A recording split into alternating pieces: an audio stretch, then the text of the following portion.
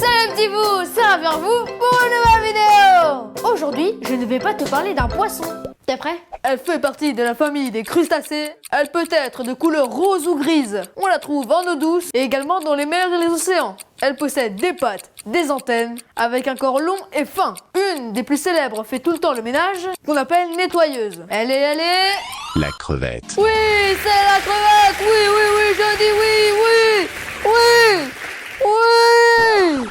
Désolée, mais j'adore faire le présentateur pour personnes âgées.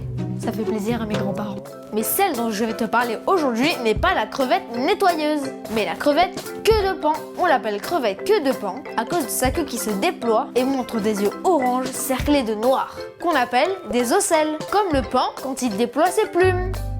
Et tu sais quoi? Elle vit en colocation avec le poisson clown. Oui, elle est dans la même maison que lui et habite donc dans une anémone. Oui, je sais, ça pique les anémones. Comme le poisson clown, elle ne craint pas le poison de ses tentacules. Alors, monsieur le scientifique, j'espère que tu lui as pas donné un nom trop compliqué.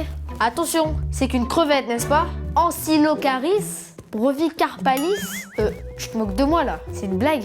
Comment tu peux appeler une simple crevette Ancyllocaris brevicarpalis? Donc si un jour je vais au restaurant et je veux manger des crevettes, je dois dire un truc du genre bonjour, pour l'entrée j'aimerais prendre un bouquet de Ancyllocaris brevicarpalis avec un peu de sauce cocktail s'il vous plaît.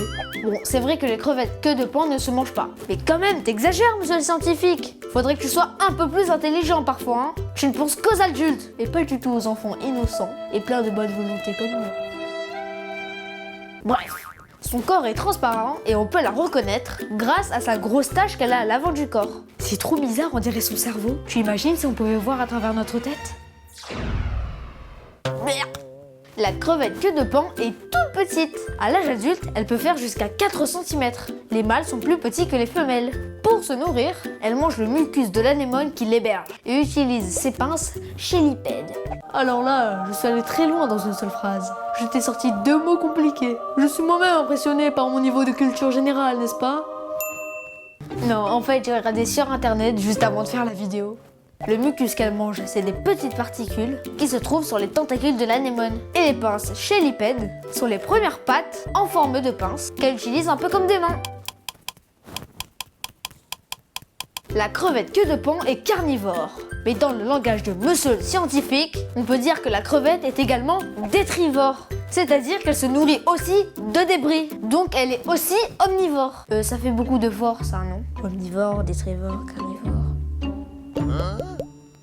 La crevette queue de paon est généralement de couleur orange. Mais tu peux aussi en trouver de couleur bleue. Elle est trop mignonne, tu trouves pas? Et voilà, tu sais maintenant qu'il y a des crevettes queue de paon à La Réunion.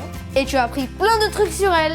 Allez, à bientôt pour une nouvelle vidéo qui parle de mon île et de ses fonds marins. Ciao!